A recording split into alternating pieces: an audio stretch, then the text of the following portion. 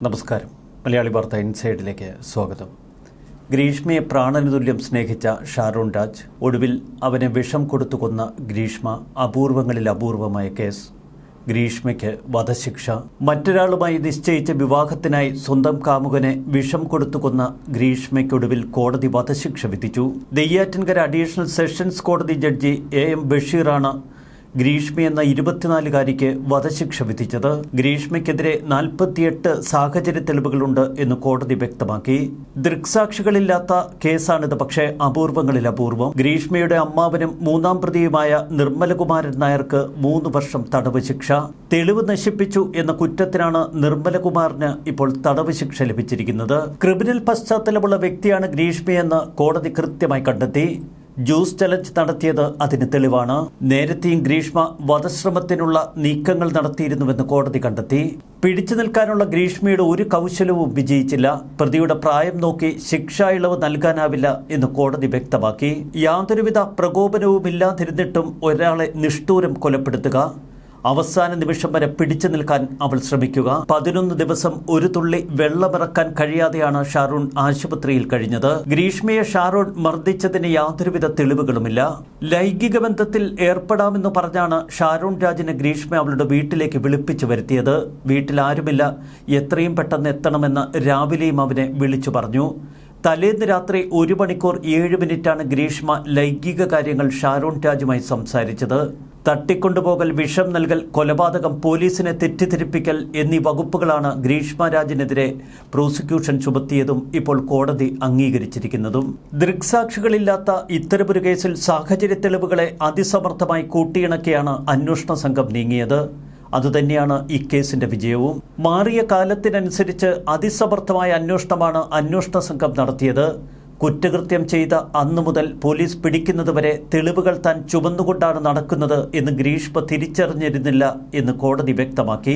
ഷാരോൺ വധവുമായി ബന്ധപ്പെട്ട് സമാനതകളില്ലാത്ത വെല്ലുവിളികളാണ് കേരള പോലീസ് നേരിട്ടത്. വിഷമുള്ളിൽ ചെന്നാണ് മരിച്ചത് എന്ന് പറയുമ്പോഴും വിഷത്തിന്റെ അംശമൊന്നും ഷാരോണിന്റെ ശരീരത്തിലില്ല. മരിക്കുന്നതുവരെ അവൻ വിഷത്തെക്കുറിച്ചോ ഗ്രീഷ്മ അവന് നൽകിയ കഷായത്തെക്കുറിച്ചോ പോലീസിന് മുന്നിൽ വെളിപ്പെടുത്തിയുമില്ല. ഗ്രീഷ്മ തെറ്റുകാരിയാണ് എന്ന് വ്യക്തമാക്കുന്ന ഒരു മൊഴി പോലും ഷാരോണിന്റെ ഭാഗത്തു നിന്ന് പുറത്തേക്ക് വന്നില്ല. ഷാരോണിന്റെ ആന്തരിക അവയവങ്ങളൊക്കെ പൊള്ളലേറ്റ് തകരാറിലായി. വെള്ളം പോലും ഇറക്കാൻ കഴിയാത്ത അവസ്ഥ. ഇതോടെയാണ് കുടിച്ചത് വെറും കഷായമല്ല എന്ന് ഡോക്ടർമാരും വീട്ടുകാരുമൊക്കെ സംശയിച്ചത്. ഷാരോണിന്റെ സഹോദരൻ ഡോക്ടർ ഷീമോൻ തന്നെയാണ് ഈ സംശയങ്ങൾ ഊട്ടിയുറപ്പിച്ചത്. ഏറ്റവും ഒടുവിൽ മരണ ദിവസം രാവിലെ ഷാരോൺ ICUവിൽ വെച്ച് അച്ഛനോടുണ്ടായ സംഭവങ്ങളൊക്കെ തുറന്നു പറഞ്ഞു.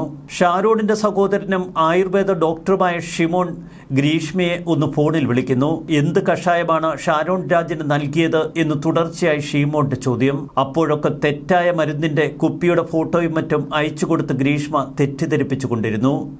ഈ ശബ്ദരേഖയാണ് D. ശിൽപ IPSന് ഈ കേസ് തെളിയിക്കാൻ ഏറ്റവുമധികം സഹായകരമായതും. ഷീമോൺ ഗ്രീഷ്മയെ വിളിച്ച് സംസാരിക്കുന്ന ഈ ശബ്ദരേഖ. കഴിച്ചോണ്ടിരുന്നത് എനിക്ക് ഒരു പ്രശ്നവും അല്ലല്ല, എല്ലാവർക്കും ഒരു പ്രശ്നം വരൂല, മനസ്സിലായോ? എല്ലാരും ബോഡി ഒരേപോലെ അല്ലല്ലോ, സെൻസിറ്റിവിറ്റി വ്യത്യാസം ഉണ്ടല്ലോ. അപ്പൊ അത് ചിലർക്ക് വായിൽ അൾസറൊക്കെ ഉണ്ടാവാനുള്ള ചാൻസ് ഉണ്ട്. അപ്പൊ അതറിയാനാണ് ചോദിച്ചപ്പോ പുള്ളി അല്ല ഡോക്ടർ എന്താ കോഴിക്കോടാണ് എന്തോ ആണെന്നാണ് പറഞ്ഞത്. പുള്ളി വീട്ടിൽ വന്ന ഒരിക്കൽ വീട്ടിൽ വന്നായിരുന്നു. ഇവിടെ എന്തോ ആവശ്യത്തിന് വന്ന സമയത്താണ് ചേച്ചി വിളിച്ചോണ്ട് വന്നത്. ഒരിക്കൽ വീട്ടിൽ വന്ന് എന്നെ നോക്കിയിട്ട് പോയതാ. അപ്പോഴാണല്ലേ മരുന്ന് എഴുതിയത്? അപ്പോഴാണ് എഴുതിയത്. ഫുള്ള് കിഡ്നിയിലും ലിവറിലും ഇൻഫെക്ഷൻ ഉണ്ട്. അപ്പൊ അതിനിപ്പോ ഇത് എന്താണെന്ന് അറിയണം. അതിനുവേണ്ടിയാണ് നിങ്ങളടുത്ത് ചോദിച്ചത്. അപ്പൊ പുള്ളിയുടെ നമ്പരോ പ്രിസ്ക്രിപ്ഷനോ കിട്ടുമെങ്കിൽ അതൊന്ന് തന്ന വലിയ ഉപകാരമായിരുന്നു. അല്ലെങ്കിൽ കുപ്പിയുടെ പേരോ, നിങ്ങൾ കുപ്പി കഴുകി എന്തോ വെച്ചെന്ന് പറഞ്ഞില്ലേ? സ്റ്റിക്കർ എന്തോ കളഞ്ഞിട്ട് കഴുകി എന്തോ വെച്ചെന്ന്. അപ്പൊ അതിന്റെ അടപ്പിന്റെ ഫോട്ടോ ഒന്ന് എനിക്കൊന്ന് ഇപ്പൊ എടുത്തിട്ടൊന്ന് സജിന്റെ വാട്സാപ്പിൽ ഒന്ന് അയച്ചാൽ മതി. ഫാർമസി എന്ന് പറയുന്ന കുപ്പിയാകുമ്പോഴത്തേക്കും അടപ്പിൽ ലേബൽ ഉണ്ടാവും, അല്ലാതെ പറ്റൂലല്ലോ. ഞാൻ ഇതല്ലേ ആയുർവേദ ഡോക്ടറല്ലേ, എനിക്കറിയാലോ. ഫുൾ ബോട്ടിലല്ല തന്നത്, എനിക്ക് പകുതിയോളം ഒഴിച്ചാണ് തന്നത്. അല്ല, പിന്നെ സ്റ്റിക്കർ ഇളക്കി കളഞ്ഞെന്ന് പറഞ്ഞു. അവിടെ പിന്നെ ലേബലൊന്നും ഇല്ല. ഷജിനത് പറഞ്ഞ ദിവസം ഞാൻ ഓടിപ്പോയി അതിനെടുത്ത് നോക്കി. മേ ബി അതിൽ എഴുതിയിട്ടുള്ള നെയിം ഒന്നും ഞാൻ നോക്കിയിട്ടില്ല. പതിവ്. സ്റ്റിക്കർ ഉണ്ടായിരുന്നു. അത് പക്ഷെ അത് പോയത്. ഏത് സ്റ്റിക്കർ ആണെന്നും എനിക്ക് അറിഞ്ഞൂടാ. അമ്മ എനിക്ക് ഒഴിച്ചു തരാറാണ് പതിവ്. എന്റെ കയ്യിലൊന്നും തരില്ല ഓക്കെ ഓക്കെ മെഡിസിൻസ് ഒന്നും. എന്തെങ്കിലും ഒരു ക്ലൂ അതിൽ നിന്ന് കിട്ടുമെങ്കിൽ എടുത്ത് അയക്കാൻ വേണ്ടി ഞാൻ പോയി നോക്കിയിട്ടാണ് ഞാൻ വന്ന് പറഞ്ഞത്, ഇങ്ങനെ കഴുകിയെല്ലാം എടുത്ത് മാറ്റിയിടാ, ഇതിലൊന്നും ഇല്ല എന്ന് പറഞ്ഞിട്ട്. കഷായം കുടിച്ചാൽ ഒരിക്കലും മരിക്കില്ല എന്ന് ഷീമോൻ അറിയാം.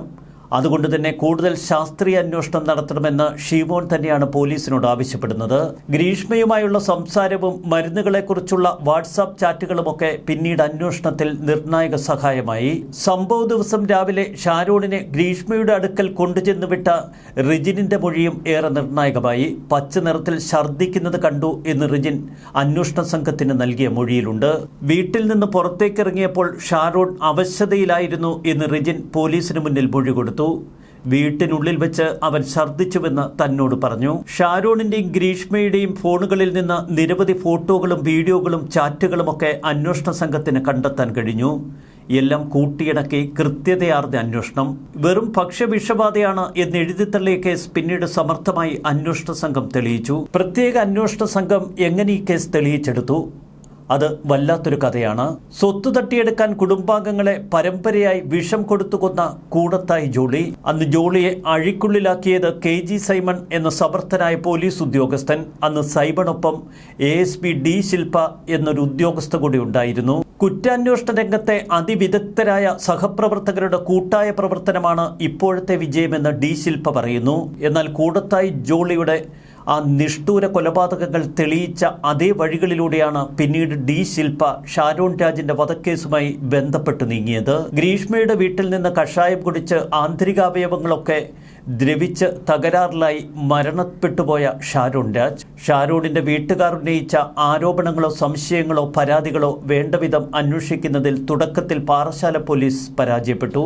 തുടർന്നാണ് റൂറൽ ജില്ലാ പോലീസ് മേധാവിയായ D ശില്പയുടെ നേതൃത്വത്തിൽ മറ്റൊരു പോലീസ് അന്വേഷണ സംഘത്തെ നിയോഗിക്കുന്നത്. ഒരു വശത്ത് സ്പെഷ്യൽ ബ്രാഞ്ച് റിപ്പോർട്ട്, മറുവശത്ത് ഷാരോണിന്റെ വീട്ടുകാർ ഓരോ ദിവസവും പുറത്തുവിടുന്ന അനേക തെളിവുകൾ. ഇതോടെ മരണത്തിന്റെ സംശയങ്ങൾ ഏറെ ബലപ്പെട്ടു. പിന്നീട് SP പ്രത്യേക താൽപര്യമെടുത്ത് കേസന്വേഷണത്തിന് ജില്ലാ ക്രൈംബ്രാഞ്ച് DYSP P ജോൺസന്റെ നേതൃത്വത്തിൽ ഒരു പ്രത്യേക അന്വേഷണ സംഘത്തിന് രൂപം കൊടുക്കുകയായിരുന്നു. പാറശാല പോലീസിൽ നിന്ന് ഈ കേസ് ജില്ലാ ക്രൈംബ്രാഞ്ച് ഏറ്റെടുക്കുന്നു. ഫയലുകളൊക്കെ D ശില്പ നേരിട്ട് പരിശോധിക്കുന്നു. അഡീഷണൽ SP സുൽഫിഖറിനോടും DYSP ജോൺസണോടും D ശില്പ പറഞ്ഞത് ഒരേ ഒരു കാര്യം, ഇതൊരു കൊലപാതകമാണ് എന്ന് എൻ്റെ മനസ്സ് പറയുന്നു. പിന്നീട് D ശില്പയുടെ നേതൃത്വത്തിൽ അന്വേഷണത്തിന് കൃത്യമായ ഒരു മാസ്റ്റർ പ്ലാൻ തയ്യാറാക്കുന്നു. ഷാരോണിന്റെ മരണമൊഴിയിൽ പോലും പറഞ്ഞിട്ടില്ലാത്ത സാഹചര്യ തെളിവുകൾ പഴുതടച്ച അന്വേഷണത്തിലൂടെ പുറത്തു കൊണ്ടുവരണം എന്ന് D ശില്പ അന്വേഷണ ഉദ്യോഗസ്ഥരോട് ആവശ്യപ്പെട്ടു. കൂടത്തായി അന്വേഷണ സംഘത്തിന്റെ തലവനായിരുന്ന KG സൈമണോട് ചില വിലപ്പെട്ട നിർദ്ദേശങ്ങൾ D ശില്പ ഇതിനിടയിൽ ചോദിച്ചു മനസ്സിലാക്കി.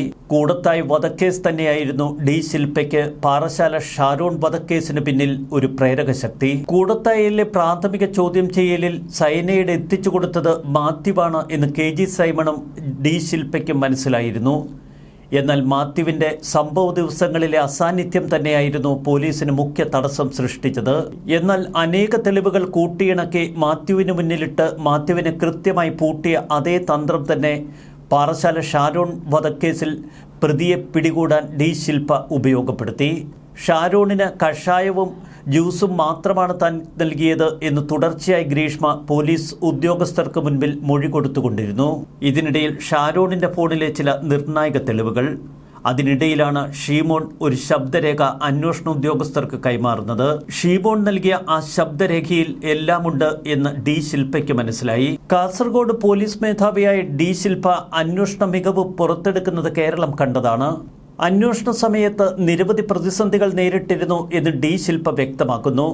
ഗ്രീഷ്മ കേസ് വഴിതെറ്റിക്കാൻ പലതവണ ശ്രമിച്ചു. പക്ഷേ തെളിവ് ശേഖരിച്ച് കേസ് മുന്നോട്ട് കൊണ്ടുപോകാൻ അന്വേഷണ സംഘത്തിന് കഴിഞ്ഞു. ഒരു ടീമായി നടത്തിയ അന്വേഷണമായിരുന്നു ഞങ്ങളുടേത്. അമ്മാവിന് 3 വർഷം മാത്രമാണ് ഇപ്പോൾ തടവ് ശിക്ഷ വിധിച്ചിരിക്കുന്നത്. അതിനെതിരെ അപ്പീൽ കൊടുക്കാൻ കഴിഞ്ഞാൽ കൊടുക്കും. ഗ്രീഷ്മ ശിക്ഷിക്കപ്പെടണമെന്ന് ഷാരോൺ ഒരിക്കലും ആഗ്രഹിച്ചില്ല. മരണക്കിടക്കയിൽ പോലും ഷാരോൺ ഗ്രീഷ്മയെ സ്നേഹിച്ചു. മരണമൊഴിയിൽ പോലും ഗ്രീഷ്മയുടെ പേർ അവൻ പറഞ്ഞില്ല. ഷാരോണിന് പരാതിയുണ്ടോ ഇല്ലയോ എന്നതിവിടെ പ്രസക്തമല്ല. ഗ്രീഷ്മയുടെ പ്രായത്തിൻ്റെ ഇളവ് നൽകാനാവില്ല എന്ന് കോടതി നിരീക്ഷിച്ചു. ഇക്കാര്യങ്ങൾ ശരിവെക്കുകയാണ് ഇപ്പോൾ D ശില്പയും. ഷാരൂണിൻ്റെ ആത്മാവിനോട് നമ്മൾ നീതി പുലർത്തി. ഷാരൂണിൻ്റെ ഇഷ്ടം അവൻ്റെ പ്രണയത്തിൻ്റെ പേരിൽ, അവൻ്റെ സ്നേഹത്തിൻ്റെ പേരിൽ. പക്ഷേ അവൾ അവനെ സമർത്ഥമായി കബളിപ്പിച്ചിരുന്നു. ജീവന് തുല്യം അവൻ അവളെ സ്നേഹിച്ചു. എന്നാൽ സ്നേഹബന്ധങ്ങൾ മറയാക്കി അവൾ അവനെ കൊലപ്പെടുത്തി.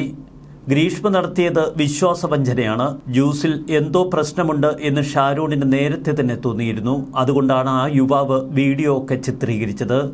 മരണക്കിടക്കയിലും ഷാരോൺ ഗ്രീഷ്മയെ വാവെ എന്ന് വിളിക്കുന്ന ചാറ്റുകൾ, ഇതൊക്കെ കാണുമ്പോൾ നമ്മുടെ കണ്ണ് നിറയും. 2022 ഒക്ടോബർ 14 ഗ്രീഷ്മ ഷാരൂണിനെ വീട്ടിലേക്ക് വിളിപ്പിച്ചു വരുത്തിയത്. കഷായത്തിൽ കീടനാശിനി കലർത്തി അവൾ നൽകി. ഒക്ടോബർ 25 തിരുവനന്തപുരം മെഡിക്കൽ കോളേജിൽ ഷാരൂൺ മരിച്ചു. 2016 IPS ബാച്ചിൽപ്പെട്ടയാളാണ് ശില്പ IPS. ബംഗളൂരു സ്വദേശിനിയാണ് ശില്പ. ഇലക്ട്രോണിക്സ് എഞ്ചിനീയറിംഗിൽ ബിരുദം, ബിസിനസ് അഡ്മിനിസ്ട്രേഷനിൽ ബിരുദാനന്തര ബിരുദം. ഹൈദരാബാദിലും തൃശൂരിലുമൊക്കെ പരിശീലനത്തിന് ശേഷമായിരുന്നു കാസർഗോഡേക്ക് ശില്പയ്ക്ക് ലഭിച്ച ആദ്യ നിയമനം. കേരള പോലീസിലെ മിടുമിടുക്കരായ അന്വേഷണ സംഘത്തിന് അഭിനന്ദനങ്ങൾ. പ്രത്യേകിച്ച് ഡി ശില്പയ്ക്കും DYSP P ജോൺസണുമൊക്കെ. അന്ന് അഡീഷണൽ SP ആയിരുന്ന സുൽഫിക്കറിന്റെ പ്രവർത്തനങ്ങളും പ്രത്യേകം അഭിനന്ദനമർഹിക്കുന്നു. അന്ന് അന്വേഷണ സംഘത്തിൽ പ്രവർത്തിച്ച ഓരോ പോലീസ് ഉദ്യോഗസ്ഥനും തങ്ങളുടേതായ ഉത്തരവാദിത്വം കൃത്യമായി നിറവേറ്റി. അതുകൊണ്ട് തന്നെ ഗ്രീഷ്മയെ ഇനി കാത്തിരിക്കുന്നത് വധശിക്ഷ, തൂക്കുകയർ. ന്യൂസ് ഡെസ്ക് മലയാളി വാർത്ത ഇൻസൈഡ്.